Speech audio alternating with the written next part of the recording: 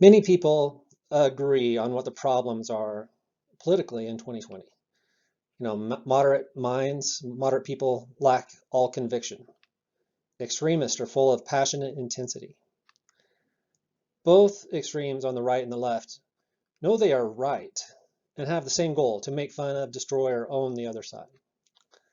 There's no effort at dialogue, and both sides view the production of more propaganda as the way to win.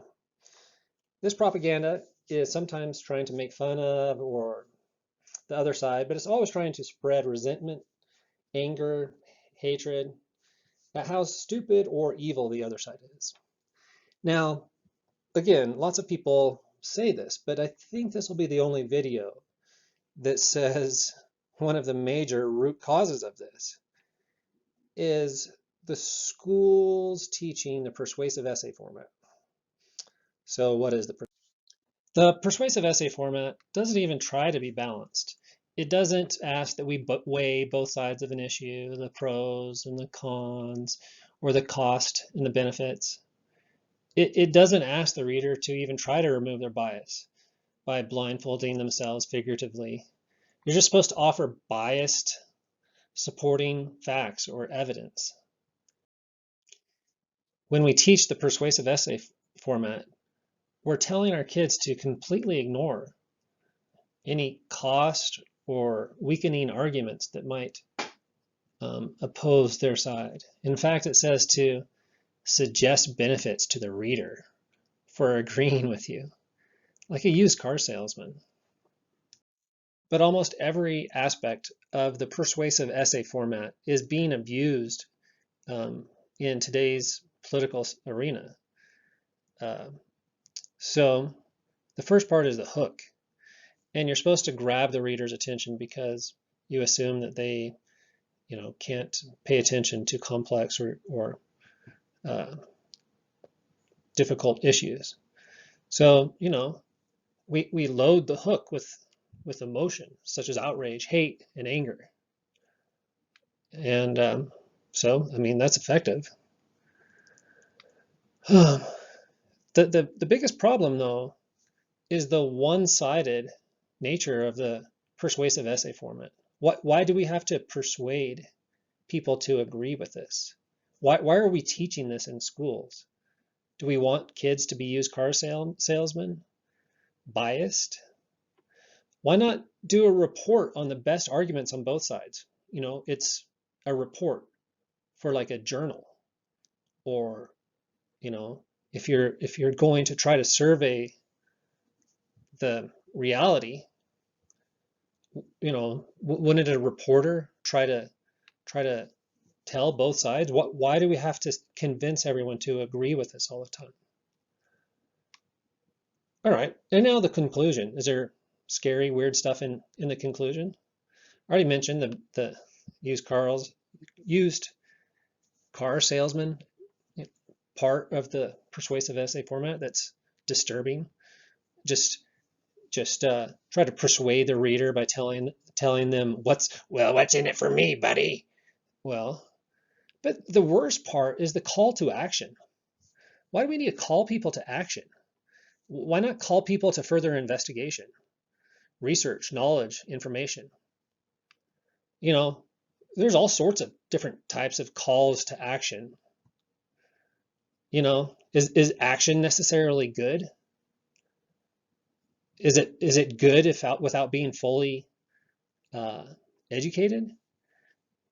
Are we supposed to? Anyways, so it's concerning. But that's not it. That's not all there is. There's some rules for the persuasive essay format. You're told not to say, "I think" or "I believe," which is unfortunate because kids naturally express humility and a desire for learning when they say they think or they believe. Or, when they're older, the evidence suggests they're still open to be persuaded. Why do we force children to convey this absolute confidence? Use statements of fact with 100% confidence Remove I think. Remove yourself altogether. Speak from a godlike, all-knowing perspective. And that's what every single person on Twitter is doing. Rah, rah, rah, this is the fact. This is the truth. Rah, rah, rah. Pretend you know. Exaggerate your confidence, lie, and produce propaganda by using the persuasive essay format. And this is a big problem. We know that in the business world, everyone is afraid to say, I don't know. Everyone is just stupid. And we go about making all these stupid, dangerous, deadly mistakes because everyone is afraid to say, I don't know. And we're teaching this to our kids. Don't say you don't know. Just proclaim that you're an expert on the subject and you know the answer. All right. But why is this so bad? Why does this bother me so much? Well, the persuasive essay format says to just use one-sided evidence to agree with you. Well, there's evidence for and against almost every conclusion. But the problem with humans and psychology is that once you pick a side, which side are you going to write for? Oh, on the persuasive essay format, once you start writing for a side, your brain is already broken because once you choose that side, you can no longer weigh pros and cons without bias. And so, there's evidence on both sides here, but you can see that the evidence on the right is being squozed and loved, and it looks like it's taller, but it's actually more narrow. And people feel that it's stronger, but it's not. All right. So what we've known in psychology about confirmation bias for a long time. We've had statues, and even going back to ancient Egypt, we've shown justice weighing the pros and cons. They had a goddess that they worshipped, and she had scales that she would weigh pros and cons, and she was kind of like their justice god. But we've known about the importance of weighing pros and cons for thousands of years. And ever since we've been doing these statues where they're wearing a blindfold, we've known problems of confirmation bias. Confirmation bias is a psychological effect where you can only see those facts that support your pre-existing conditions. And the process of blindfolding yourself, see the sword, she's protecting herself from confirmation bias by donning a blindfold and using a scale that has a spot for both pros and cons, unlike the persuasive essay format, which only has a bucket for stuff that supports your side. All right. So another cognitive or psychological effect is called cognitive inertia. It is the result of, when you move to either side, inertia makes it almost impossible for you to get back to, get any sort of balance back. Cognitive inertia is another psychological effect that is built off of confirmation bias and groupthink. And we're just feeding our children full of sugar and confirmation bias and cognitive inertia when we tell them to use the persuasive essay format. And then it all just feeds on itself. It's a feedback loop. All of this, us versus them, we're angels and awesome, and they're devils and evil. You pit one side against the other. And why would we teach our kids this? Again, the persuasive essay format is manipulative, it's artificial, and it's disconnected from a complex reality. It tries to force reality into a one-sided call to action. The Nazis, the commies, Republicans, and Democrats are all producing propaganda. But we don't have to teach our kids to join the process. They all fully support the persuasive essay format and propaganda, one-sided propaganda. Most everyone on Twitter and Facebook, they're just cheerleaders for one side or the other. And they don't know or they don't care about confirmation, cognitive bias. I'm sorry, cognitive inertia.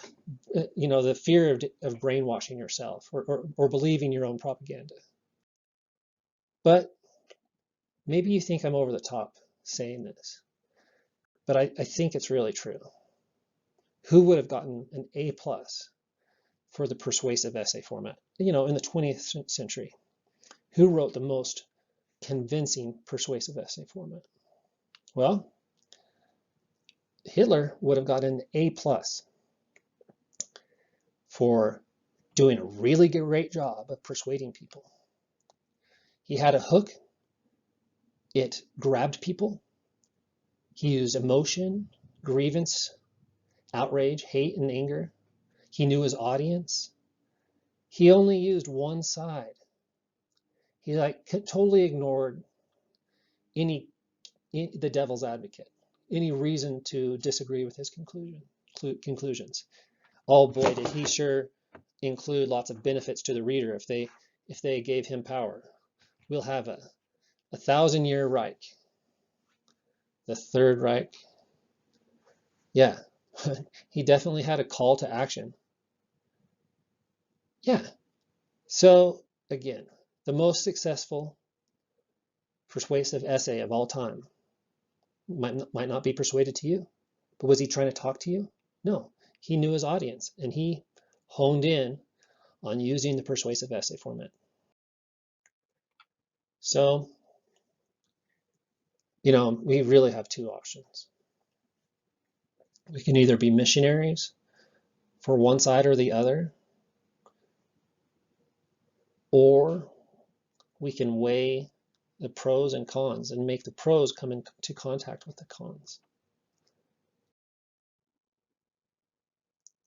We need to have honest conversations.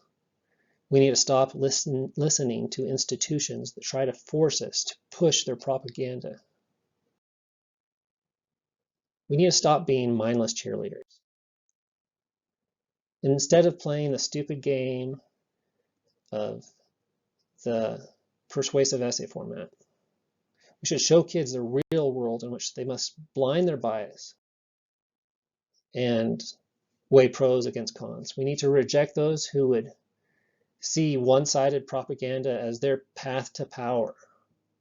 They don't care how many people die sometimes in wars that are justified with only looking at one side of the facts. We need to stop letting kids be pawns in people's pursuit of power who aren't even looking at both sides. Justice requires that we make the correct decisions on all of the issues that we faced. And to do this, we must choose between propaganda that chooses sides when looking at data and blinding our bias again and following the evidence where it leads. We need to say no to confirmation bias, and we need to fight confirmation bias. Instead of fighting over, teams, us versus them, who can produce the best propaganda, we need to integrate our knowledge without contradiction into the world of facts. And that's all. That's all I've got. I'm hoping that you will help me spread this meme that we need to ban or outlaw the use of the persuasive essay format. Thank you very much for your support, your comments, your suggestions, feedback, and helping me ban the persuasive essay format being taught in our schools. It's just propaganda, and we don't need our kids being better at being used car salesmen or mini dictators or would-be dictators.